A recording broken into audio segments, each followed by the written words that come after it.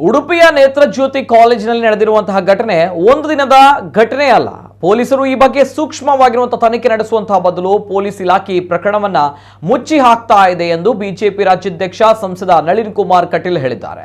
ಸುದ್ದಿಗಾರರ ಜೊತೆ ಮಾತನಾಡಿದಂತ ಅವರು ಈ ಪ್ರಕರಣವನ್ನ ಕೂಡಲೇ ಉನ್ನತ ಮಟ್ಟದ ತನಿಖೆಗೆ ಒಪ್ಪಿಸಬೇಕು, ಇದರ ಹಿಂದಿರುವಂತಹ ಎಲ್ಲಾ ಶಕ್ತಿಗಳನ್ನ ಬಂಧಿಸಬೇಕು ಎಂದು ನಾವು ಆಗ್ರಹಿಸುತ್ತೇವೆ ಎಂದರು. ಇವತ್ತು ದ್ವೇಷದ ಕಾರ್ಯ ಮಿತಿಮೀರ್ತಾ ಇದೆ. ಕಾಂಗ್ರೆಸ್ಸಿನ ಶಾಸಕರೇ ಬಂಡಾಯ ಹೇಳ್ತಾ ಇದ್ದಾರೆ. ಸಂಬಳ ನೀಡಲು ಪರಿಸ್ಥಿತಿ ಕೆಟ್ಟಿದಂತಹ ಸಂಗತಿ ಈ ಸರ್ಕಾರದಲ್ಲಿದೆ. ಉಚಿತ ಘೋಷಣೆ ಜಾರಿ ಮಾಡಲು ಇವರು ಮೀನಮೇಷ ಎಣಿಸ್ತಾ ಇದ್ದಾರೆ. ಬಿಜೆಪಿ ಸರ್ಕಾರ ತಂದ ಯೋಜನೆಗಳನ್ನು ನಿಲ್ಲಿಸುವಂತಹ ಕೆಲಸವನ್ನ ಕಾಂಗ್ರೆಸ್ ಮಾಡ್ತಾ ಇದೆ. ಮತಾಂತರ, ಗೋ ಹತ್ಯೆ ನಿಷೇಧ ಕಾಯ್ದೆ ಹಿಂದಕ್ಕೆ ತೆಗೆದುಕೊಳ್ತಾ ಇದ್ದಾರೆ. ಪೊಲೀಸ್ ಇಲಾಖೆ, ಗುಪ್ತಚರ ಇಲಾಖೆ ಸಂಪೂರ್ಣ ವಿಫಲವಾಗಿದೆ ಎಂದರು. ಸರಿಯಾದ ಪಾರದರ್ಶಕವಾದ ತನಿಖೆ ಉಡುಪಿ ವಿಡಿಯೋ ಪ್ರಕರಣದಲ್ಲಿ ಆಗಬೇಕೆನ್ನುವುದು ನಮ್ಮ ಆಶಯ ಎಂದರು. ಉಡುಪಿಯಲ್ಲಿ ನಡೆದಿರತಕ್ಕಂಥ ಘಟನೆ ಏನಿದೆ, ಈ ಘಟನೆಯನ್ನು ಬಹಳ ಸರಳವಾಗಿ ಸರ್ಕಾರ ತಗೊಂಡಿದೆ. ಈ ಘಟನೆ ಅದು ಒಂದು ದಿನ ನಡೆದಿರುವಂಥ ಘಟನೆ ಅಲ್ಲ. ಈಗಾಗಲೇ ಅಲ್ಲಿರ್ತಕ್ಕಂಥ ವಿದ್ಯಾರ್ಥಿನಿಯರು ಹೇಳಿದ ಪ್ರಕಾರ 6-7 ಬಾರಿ ಆಗಿದೆ. ಮತ್ತು ಈ ತನಿಖೆಯ ಸಂಪೂರ್ಣವಾಗಿರ್ತಕ್ಕಂಥ ಇದರ ತನಿಖೆ ಆಗಬೇಕಿತ್ತು.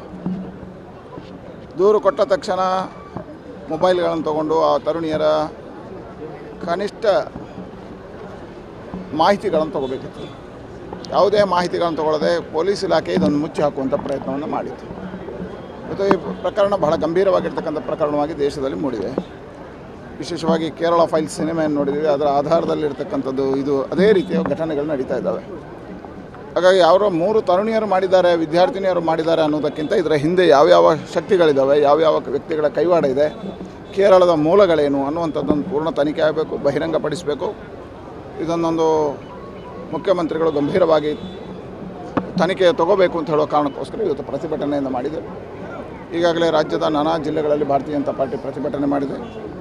ತತ್ಕ್ಷಣ ಇದನ್ನು ಪೂರ್ಣವಾಗಿರ್ತಕ್ಕಂಥ ತನಿಖೆ ಮಾಡಬೇಕು, ಇದರ ಹಿಂದೆ ಇರತಕ್ಕಂಥ ಎಲ್ಲ ಶಕ್ತಿಗಳನ್ನು ಬಂಧಿಸಬೇಕು ಅಂತ ಹೇಳಿ ಆಗ್ರಹವನ್ನು ಮಾಡ್ತೀವಿ. ನೋಡಿ, ಇವತ್ತು ದ್ವೇಷದ ರಾಜಕಾರಣ ಮಿತಿ ಮೀರ್ತಾ ಇದೆ.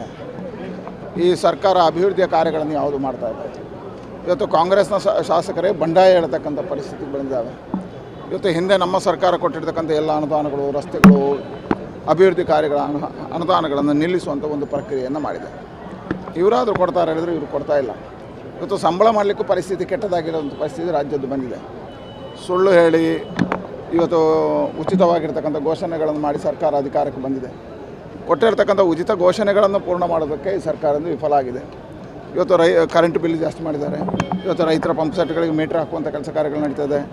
ಇವತ್ತು ಎಲ್ಲ ಇದನ್ನು ಟ್ಯಾಕ್ಸ್ಗಳನ್ನು ಜಾಸ್ತಿ ಮಾಡ್ತಕ್ಕಂಥ ಪ್ರಯತ್ನಗಳಾಗ್ತವೆ. ಒಂದು ಕಡೆಯಿಂದ ಬರ ಹೊಡೆತಗಳನ್ನು ಹೊಡಿತಾ ಇದ್ದಾರೆ.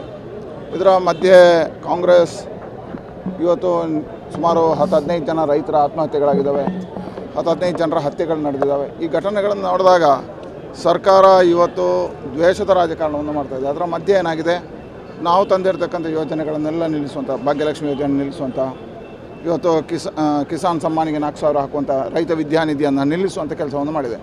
ಇವತ್ತು ಒಂದು ಕಡೆಯಿಂದ ರೈತರಿಗೆ ಹೊಡಿತಾ ಇದ್ದಾರೆ, ಇನ್ನೊಂದು ಕಡೆಯಿಂದ ಹಿಂದೂ ಸಮಾಜಕ್ಕೆ ಹೊಡಿತಾ ಇದ್ದಾರೆ. ಎರಡನೇದು ದ್ವೇಷದ ರಾಜಕಾರಣದ ಅಡಿಯಲ್ಲಿ ನಾವು ತಂದಿರತಕ್ಕಂತಹ ಯಾವುದಿದೆ, ಮತಾಂತರ ನಿಷೇಧ ಕಾಯ್ದೆ ಇದೆ, ಗೋಹತ್ಯೆ ನಿಷೇಧ ಕಾನೂನಿದೆ, ಅದೆಲ್ಲವನ್ನು ವಾಪಸ್ ತೆಗೆಯುವಂಥ ಪ್ರಯತ್ನಗಳನ್ನು ಮಾಡ್ತಾ ಹೇಳಿದ್ರೆ ಇದು ದ್ವೇಷದ ರಾಜಕಾರಣವನ್ನು ಈ ಸರ್ಕಾರ ಮಾಡ್ತಾ ಇದೆ.